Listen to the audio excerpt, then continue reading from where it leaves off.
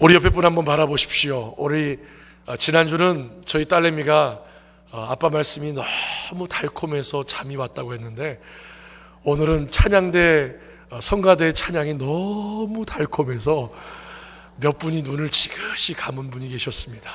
우리 옆 사람 손을 꼭 잡으셔가지고 손을 꼭 잡아주시면서 피곤하시지만 오늘 은혜 많이 받읍시다 인사하겠습니다. 지금 한반도가 지금 전쟁의 위기 속에 대치 가운데 있습니다. 여러분 불안하십니까? 여러분 불안해하지 마십시오. 제가 어제 지난 금요일날 했던 얘기가 있는데 아신다고 미리 웃지 마시고요. 좀 뒷부분에 웃어주세요. 벌써 웃어요. 북한 김정은이 저희 한국에 사람을 보내서 알아보니까 도저히 우리 한국이 침범할 수 없는 나라라는 걸 결정을 내렸다고 합니다. 왜냐하면 가는 곳곳마다 골목마다 저희 한국에는 부대찌개집이 있고요, 술집마다 폭탄주가 있고요, 동네마다 총알 택시들이 돌아다니고, 가장 무서운 건 핵폭탄이 북한에만 있는 줄 알았더니 우리 한국에도 집집마다 핵가족이어서 도저히 침범할 수 없는 그런 한국이라고 합니다. 여러분 너무 불안해하지도 마시고, 그렇다고 너무 안전 불감증에 빠지지 마시고 항상 하나님 앞에 무릎으로 기도하며 이 나라와 민족을 하나님께 맡겨드릴 수 있는 저와 여러분의 삶이 되시기를 축복합니다. 오늘부터 하나님께서 마태복음 말씀으로 우리에게 은혜를 주십니다. 어느 추운 1월이었어요. 허름한 옷을 입은 한 남자가 미국의 수도가 어디죠? 워싱턴 DC죠. 워싱턴 DC 역에서 한 허름한 남자가 그 역 지하철 그 구내에서 연주를 하기 시작했습니다. 저도 미국에 갔을 때 한번 지하철역에 갔는데 연주하는 사람, 공연하는 사람, 이런 사람들이 가끔씩 있습니다. 그 허름한 옷을 입은 사람은 그 유명한 바하의 곡을 연주하기 시작했어요. 한 3분 뒤쯤인가요? 어떤 중년 남자가 그 앞에 잠시 발걸음을 멈췄지만 금세 자리를 떠났습니다. 4분 뒤 이 바이올리스트는 $1를 벌었습니다. 어떤 여성이 그 음악을 듣지도 않고 $1짜리 지폐를 내던지면서 스쳐 지나갔기 때문입니다. 조금 뒤에 반대편 벽에 기대어서 그의 음악을 듣는 사람이 나타났지만 그 사람 또한 손목시계를 여러 차례 들여다보더니 어디론가 사라져버리고 말았습니다. 그의 음악을 가장 감명 깊게 들었던 건 3살의 어떤 조그마한 남자아이. 이 남자아이는 바쁜 탓인지 엄마가 빨리 가자며 재촉하는 탓에 오래 서 있지는 못했지만 그 아이는 걸어가면서도 계속 뒤돌아보며 그 바이올리스트의 연주를 유심히 들었습니다. 그가 바하의 곡을 연주한 1시간 동안 그의 앞에 멈춰 섰던 사람들은 단지 6명 뿐이었습니다. 돈을 넣은 사람은 한 20명쯤 됐지만 그 중에 멈췄던 사람들은 거의 없었습니다. 이 바이올리스트가 번 돈은 $32. 연주가 끝나고 울려 퍼지던 음악도 멈췄지만 박수는커녕 도대체 그 지하철역에서 무슨 일이 일어난 것인지 알아채는 사람은 아무도 없었습니다. 여러분, 그 바이올리스트의 이름은 바이올리스트계의 최대 거장인 바로 조슈아 벨이라는 사람이었어요. 세계에서 가장 재능 있는 최고의 바이올리스트 중에 한 사람입니다. 그는 지금 역사에 남을 위대한 연주를 지하철역에서 허름한 옷을 입고 연주를 했던 거예요. 그것도 그가 연주했던 그 바이올린의 가격은 무려 30억 원이 넘는 그 바이올린을 들고 말이죠. 불과 이틀 전에 보스턴에서 치러졌던 그의 콘서트는요, 최소 그 티켓 값이 13만 원이 넘을 정도로 모두가 그 티켓이 매진될 정도로 그 콘서트는 성황리에 맞춰진 다음이었거든요. 여러분, 그 지하철역에 있던 사람들이 그가 누구인지를 알았더라면, 그 연주가 얼마나 위대한 연주라는 걸 알았더라면 아마 아무리 바쁜 약속이 있다 할지라도 전화해서 미루고 그 자리에 멈춰 그 세계적인 연주를 들었을 것입니다. 우리는 때로 인생에 단 한 번이라도 들을 수 있을까 말까 하는 그 최고의 가치를 지닌 아름다운 연주를 잘 몰라서 그냥 쉽게 지나치고 있지는 않을까요? 마태복음 5장부터 7장까지 말씀은 산상설교, 다른 말로 산상수훈이라고 불립니다. 이는 예수님께서 가버나움 인근의 산 언덕에서 이 말씀들을 전하셨기 때문입니다. 오늘 예수님께서는 주님을 보기 위해 모인 그 무리들과 제자들에게 하나님 나라의 그 놀라운 복음을, 그 하나님의 나라에 대한 탁월하고 아름다운 연주를 하기 시작하십니다. 바로 산상수훈이라는 연주를 말입니다. 우리는 이 산상수훈의 가치를요, 제대로 모를 수 있습니다. 이 말씀이 생소해서 그 가치를 모르는 것이 아니라 이 말씀을 너무 많이 듣다 보니 풍요 속의 빈곤이라고 잘 안다고 생각하기 때문에 그 가치를 모를 수도 있습니다. 그러나 우리가 상상하는 그 이상으로 이 산상수훈의 가치는 실로 대단한 것입니다. 예수님의 가르침 가운데 가장 핵심적인 내용으로 이 땅에서 하나님의 나라를 누리며 살아가는 진리, 예수님을 믿는 인생이 받는 진정한 복이 무엇을 의미하고 그리스도인으로 살아간다는 것은 어떤 삶을 요구하는 것인가에 대한 탁월한 진리가 바로 엑기스처럼 걸쭉하게 진액으로 담겨져 있는 것이 바로 이 산상수훈이기 때문에 그렇습니다. 여러분 혹시 월남 이상재 선생님을 아십니까?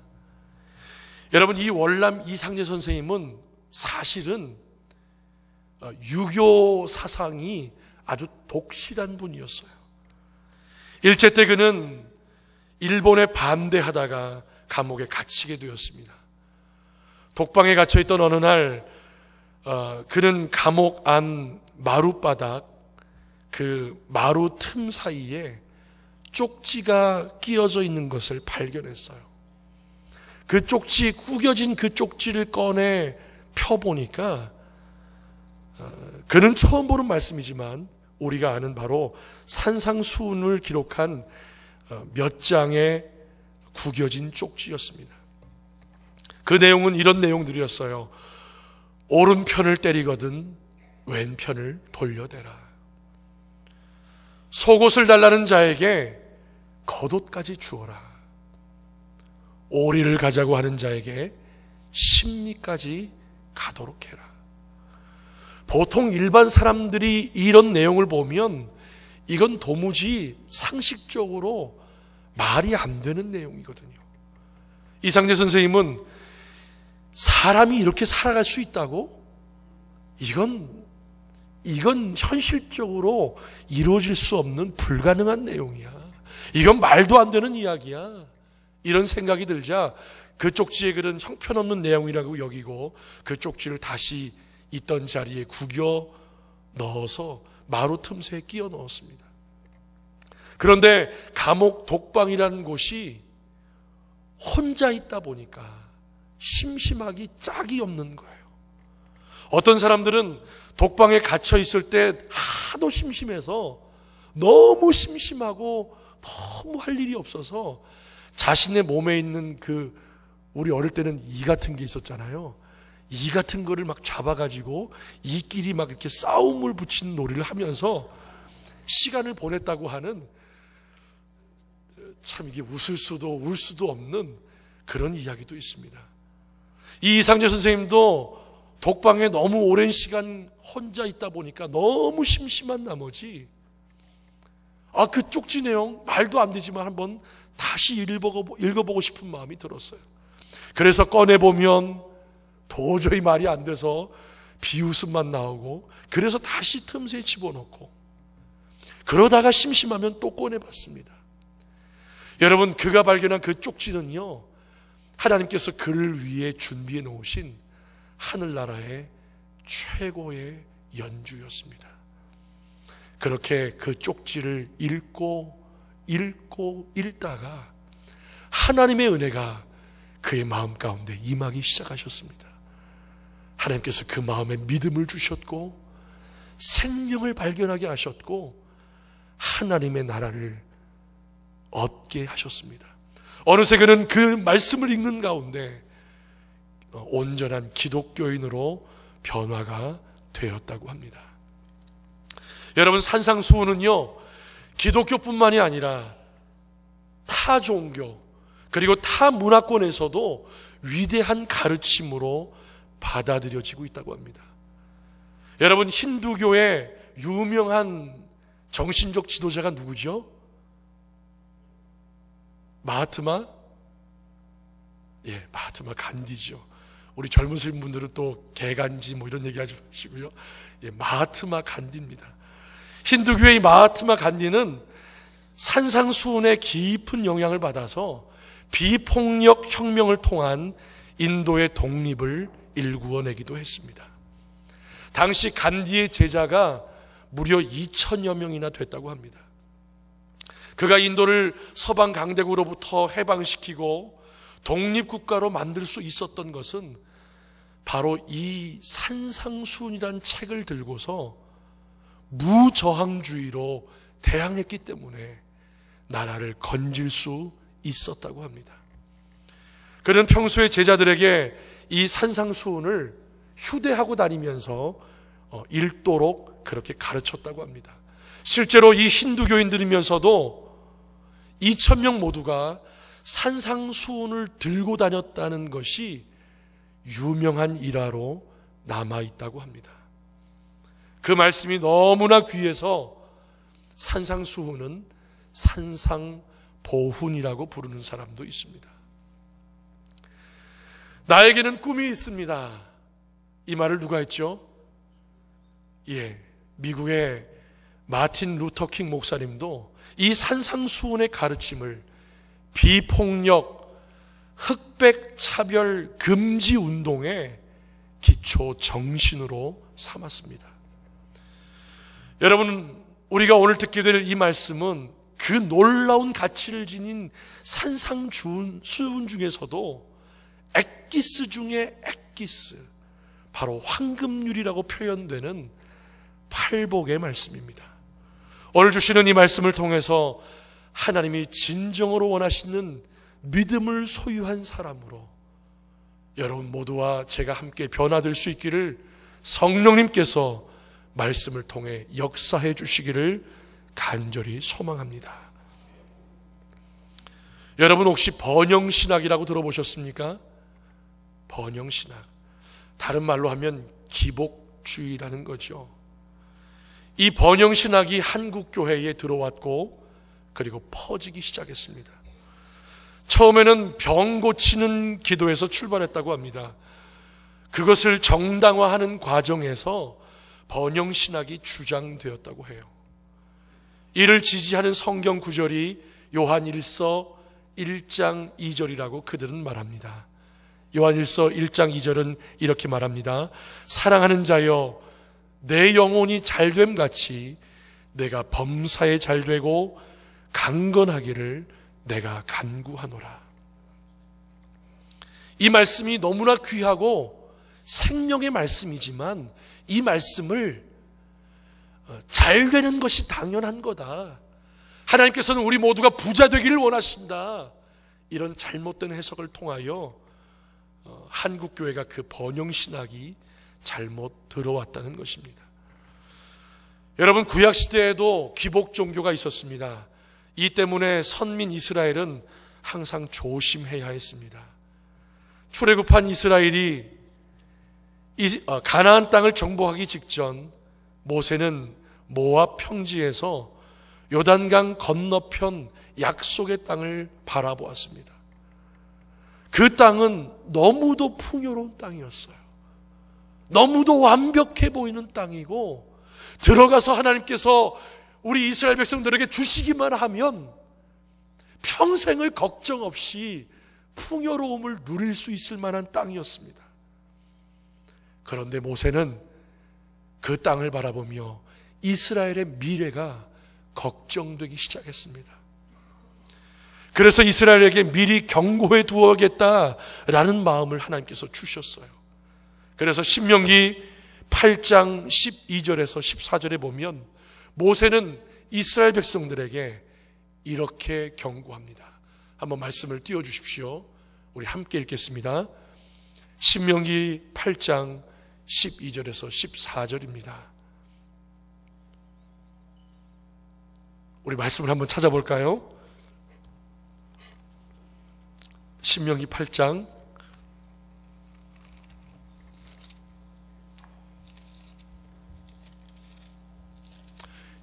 바로 나왔습니다. 같이 함께 읽겠습니다. 시작. 내가 먹어서 배부르고 아름다운 집을 짓고 거주하게 되며 또 내 소와 양이 번성하며 내 은금이 증식되며 내 소유가 다 풍부하게 될 때에 내 마음이 교만하여 내 하나님 여호와를 잊어버릴까 염려하노라. 여호와는 너를 애굽 땅 종되었던 집에서 이끌어내시고, 오늘 말씀에 보면 무슨 말이에요? 우리의 인생의 물질적인 풍요로움이 하나님께서 이스라엘 백성에게 주신 그 풍부함과 여유로움과 풍성함이 자칫 무서운 독이 될 수 있다는 것입니다. 얼마나 많이 부유해지느냐가 중요한 것이 아니라 그렇게 풍요로워졌을 때, 그렇게 걱정이 없어지고 여유로워졌을 때 그럼에도 하나님을 잊어버리지 않을 수 있느냐가 더 중요하다는 거예요. 마침내 가나안을 정복하고 안식을 얻은 이스라엘은 사사시대를 맞았습니다. 이때 이스라엘은 가나안의 종교였던 남신 바알과 아스다롯을 섬기기 시작했어요. 이 신들은 기업의 신들이거든요. 구약시대에 물질의 풍부함을 준다고 하는 그런 신을 그들은 섬겼다는 거예요. 창조주 하나님 대신 우상이라는 헛된 것을 섬기는 것은 모세 율법이 철저히 금했던 것이었습니다. 그러므로 사사들과 왕들과 선지자들은 늘 이 바알 종교와 끊임없이 다투어야 했습니다. 그러나 결국 이스라엘도 가나안 땅의 그 번영 종교를 극복하지 못하고 그만 타락하여 멸망해버리고 맙니다. 말씀의 종교가 물질 숭배 종교로 바뀌자 선민 이스라엘도 영적으로 부패하며 내부적으로 서서히 무너져 갔습니다. 여러분, 나라가 망하는 것은 외부보다 내부의 부패와 타락에서 시작되는 것입니다. 이 시대에 하나님의 교회가 무너져가는 이유는 기독교를 핍박하려는 외부의 공격 때문이 아니라 우리 기독교를 무너뜨리려고 하는 어떤 세력들이 있다고 하는 그러한 생각들에 빠져드는 것이 아니라 풍요로움에 발목이 잡혀 하나님 앞에 바로 서 있지 못하게 하는 내부의 유혹과 타락 때문이라는 거예요. 여러분, 하나님의 교회를 무너뜨리는 적은 외부에 있는 것이 아니라 바로 내부에 있다는 사실을 기억하시기 바랍니다. 그렇다면 신앙의 본질이 무엇일까요? 신앙의 본질이요. 어떤 사람들은 신앙을 이 세상에서 무엇인가 손에 넣고 소유하기 위한 한 방편인 것처럼 생각하기도 합니다. 그래서 교회에 나오고 예수님을 믿는다고 하면서 복 받는 일에 지나치게 관심이 집중되어져 있습니다. 그들의 간증은요, 성공과 축복이며 그것은 그들이 인생에 있어서 가장 중요한 문제를 무엇인가를 소유하는 것이라고 생각하기 있기 때문입니다. 그래서 성공하고 잘 되면 복 받았다고 생각하고 실패하고 어려워지면 복을 받지 못했다고 잘못 생각하는 것입니다. 또 어떤 사람들은 신앙이란 무엇인가를 해야만 하는 삶이라고 생각합니다. 그래서 무언가 자신이 하나님의 나라를 위해 무언가를 해야만 한다고 생각해요. 그러다 보니 너무 높은 자신의 의의 기준을 만들어 놓고 자신도 도달할 수 없는 의에 사람들의 삶을 끼워 맞추며 그러지 못한 사람들을 비판하고 정죄하는 그러한 자기 중심적인 의에 빠지는 사람도 있다는 거예요. 이런 사람들의 위험성은 자신의 열심과 자신의 노력을 드러내고 싶어하는 그러한 위험에 빠질 수 있다는 것입니다. 그러나 오늘 예수님께서는 신앙의 본질이 무엇인가를 소유하는 것이나 혹은 무엇을 해야만 하는 삶이 아니라 신앙의 본질은 어떤 사람이 되느냐라고 말씀하고 계십니다. 사랑하는 여러분, 여러분은 어떤 기준으로 자신의 행복과 그리고 여러분의 신앙을 평가하고 계십니까? 소유의 유무인가요? 아니면 무언가 목표로 한 것을 이루어내려고 하는 자기 열심인가요? 자신을 한번 돌아보십시오. 나는 어떤 사람인가? 오늘 예수님께서는 신앙의 본질, 바로 신앙의 핵심을 말씀해 주십니다. 그리스도인들이 가져야 할 진정한 복이 무엇인지 가르쳐 주십니다. 우리 3절을 다시 한번 읽겠습니다. 3절입니다. 시작. 심령이 가난한 자는 복이 있나니 천국이 그들의 것이며. 여러분, 여기서 심령이 가난한 자는 누구일까요? 시편 말씀을 보면 수많은 대적들에게 애워싸이거나 전쟁을 만나서 하나님의 도움을 간절히 호소하는 그 시인들의 눈물 젖은 기도들을 많이 찾아볼 수 있습니다. 하나님의 자녀들이 직면한 그 고통스러운 상황이 그들로 하여금 하나님께 구원을 부르짖도록 만들었고, 구원해 주시도록 하나님 앞에 간절히 부르짖는 그 상황 가운데서 믿음의 사람들은 예외 없이 하나님을 간절히 찾았다는 거예요.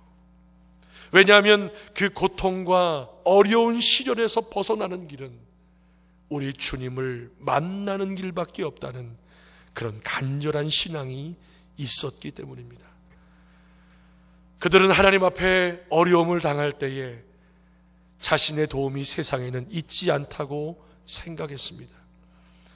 오직 하나님만이 나의 반석이 되시고 나의 구원이 되시고 나의 피난처라는 사실을 그들은 믿었습니다. 그래서 어떤 때는 먹고 자는 일도 잊어버리고 오로지 하나님만이 자기를 도와주시기를 기대하며 전심으로 기도하고 하나님께 부르짖었습니다. 심지어 사람들이 도와줄 수 있는 상황이 된다 할지라도 그들을 의지하기보다는 하나님을 의지하면서 그렇게 살았던 것입니다. 여러분, 그들은 모두 심령이 가난한 사람들이었습니다. 누가복음 5장에 나와 있는 베드로와 예수님이 만나는 사건을 한번 보십시오. 밤새도록 베드로는 고기를 잡았지만 실패했습니다. 그때 예수님께서 오셔서 깊은 데로 가서 그물을 던지라고 말씀하십니다. 그 말을 들으면서 밤새도록 고기를 잡아도 없었지만 당신이 말씀하시니까 한번 해보겠습니다. 그물을 그렇게 던질 때만 해도 베드로는 예수님에게 관심이 없었습니다. 중요한 것은 밤새 고기 한 마리 잡지 못했기 때문에 그 베드로의 관심은 고기를 잡을 수 있느냐 없느냐였습니다. 그런데 그물을 내리고 그물을 당기는 순간 그 그물이 묵직하게 느껴졌을 때 어마어마한 양의 물고기가 그 그물에 걸려 올라왔습니다. 여러분, 그 순간 베드로의 마음에 기쁨이 몰려왔을까요? 두려움이 몰려왔을까요? 두려움이 몰려왔습니다. 그 순간 두려움이 엄습했어요. 왜냐하면 그 전에 관심은 고기를 잡느냐 잡지 못하느냐가 관심이었기 때문에 주님께 별로 관심이 없었거든요. 그런데 잔뼈가 굵고 그렇게 노력해서 잡지 못했던 물고기를 그물이 찢어지도록 그 손이 묵직하도록 잡혀졌을 때 그의 마음은 두려움이 찾아온 이유는 바로 이분이 누구인가? 이분이 바로 그토록 기다리던 메시아인가? 이분이 바로 내가 범접할 수 없는 그분인가? 라는 생각이 들었기 때문입니다.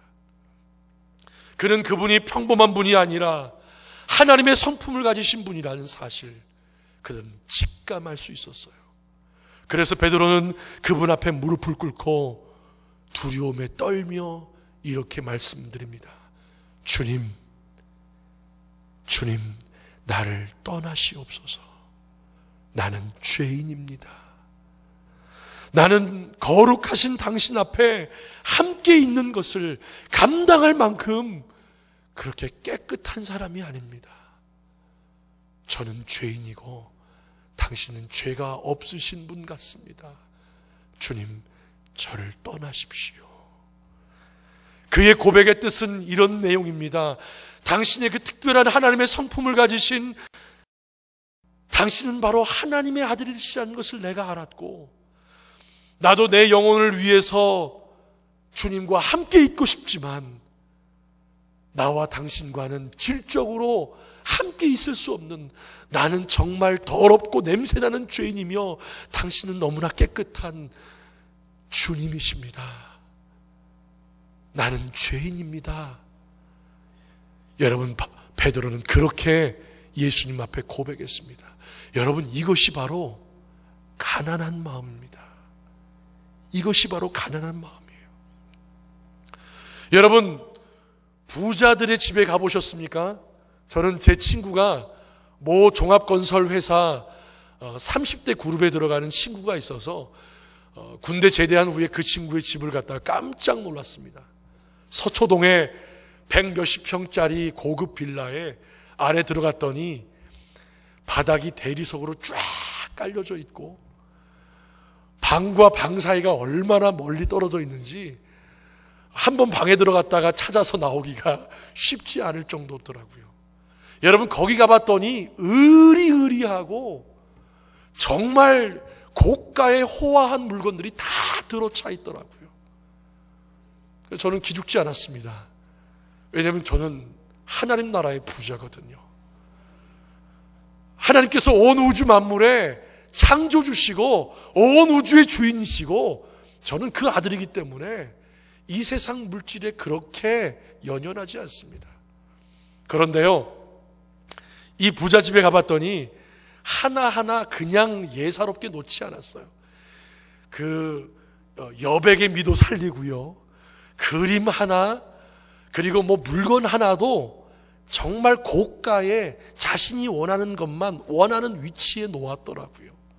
여러분, 그런 집에다가 제가 허접한 물건 하나를 선물해 가지고 가져가 보십시오. 여러분, 거기에 놓아줄 것 같습니까? 어쩌면 그렇게 사업과 연결된 사람들이 조금 허접한 것을 가지고 갔으면은 이 사람이 나를 무시하나 라는 생각이 들 수도 있습니다. 아마 놓을 자리가 없을 거예요.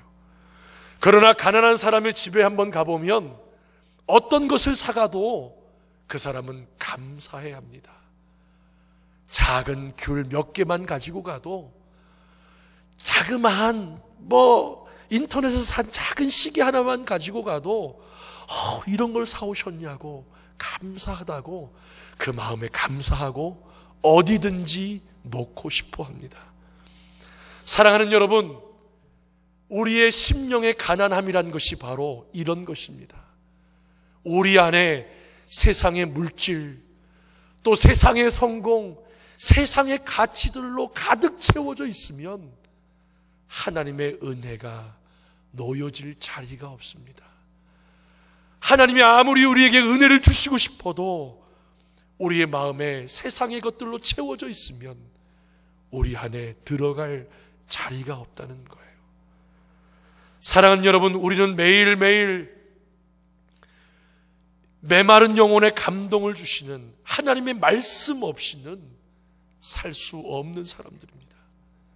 내 마음을 어루만지시는 하나님의 그 특별하고 탁월한 은혜의 감동 없이는 내 속에서 솟아나는 그 악한 죄성을 이길 수 없고, 내 주위를 돌며 믿는 자들까지도 삼키려고 발악하는 그 으르렁거리는 우는 사자와 같은 마귀의 세력도 이길 수 없으며, 끊임없이 나를 유혹하는 이 세상과도 결별할 수 없습니다.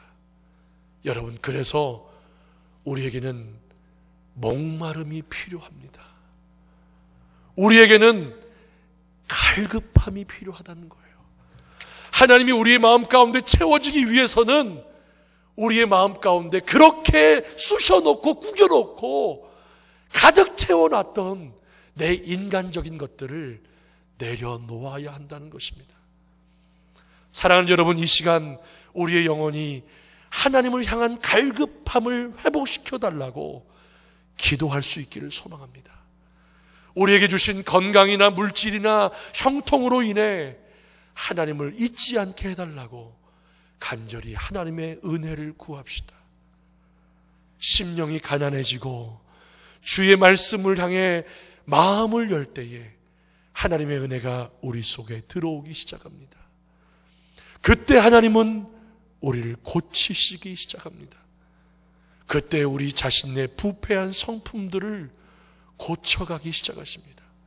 이제까지 하나님 앞에 가책 없이 살아왔던 우리의 옛 삶을 하나님께서는 청산하기를 요구하십니다.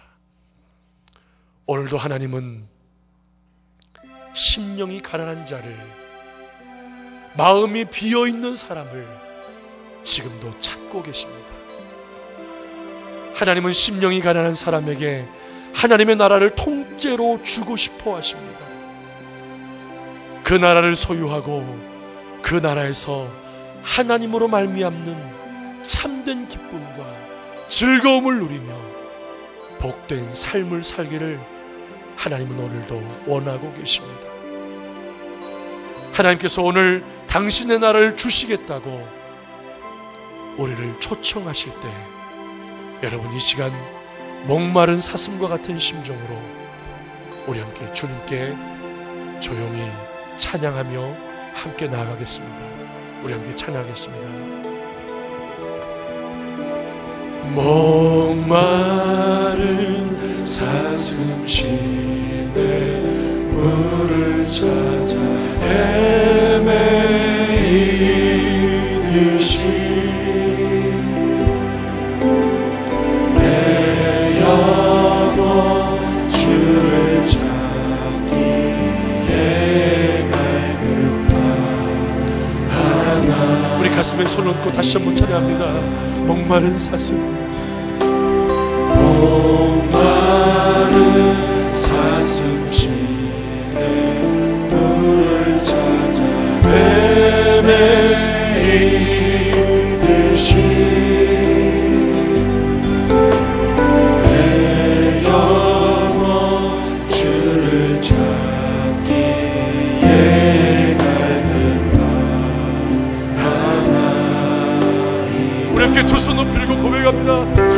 주님만이 나의 힘, 나의 방패, 나의 찬송아, 나의 몸 정성 담아 쳐서 주님 곁에. 다시 한번 가슴에 손 얹고 찬양합니다. 금보다 귀한 나의 주님, 금보다 귀한 나의 주님, 내게 맡겨 주신 주, 당신만이 나의 기쁨 또한 나의 자. 우리 손 높이고 찬양합니다. 주님만이 나의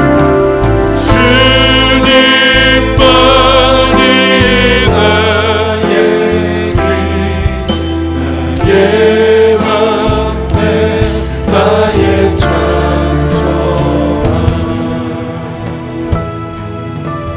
나의 몸 정성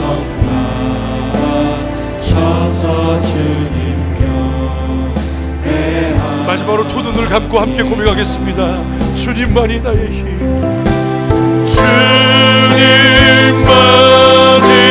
나의 힘, 나의 방패, 나의 찬송아,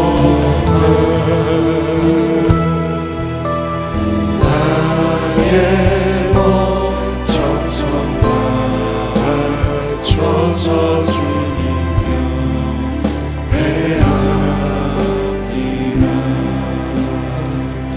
우리 두 눈을 감고 우리 가슴에 손 얹고 함께 기도하겠습니다. 하나님, 하나님, 주님의 은혜가 갈급합니다. 하나님의 은혜가 없이는 단 하루도 살 수 없는 심령의 가난함을 우리에게 허락해 주십시오. 마실수록 더욱 갈증을 느끼는 세상의 것들로 채우는 것이 아니라 나의 심령이 비워지고 나의 심령이 날마다 목말라져서 하나님의 은혜의 단비를 매일매일 기다리게 하시고 영원히 목마르지 않냐는 하늘의 생수로 우리의 영혼에 부어 주십시오. 이 시간 우리의 마음 가운데 하나님의 은혜가 들어오지 못하게 만드는 세상의 그 모든 더러운 것들과 욕심과 죄악과 그 모든 것들을 예수 이름으로 다 내려놓으시고 하나님께 은혜를 이 시간 간절히 구하기를 원합니다. 우리 함께 통성으로 기도하겠습니다. 살아계신 아버지 하나님, 이 시간 하나님의 은혜를 구합니다. 하나님의 사랑을 구합니다. 하나님의 만져주심을 구합니다.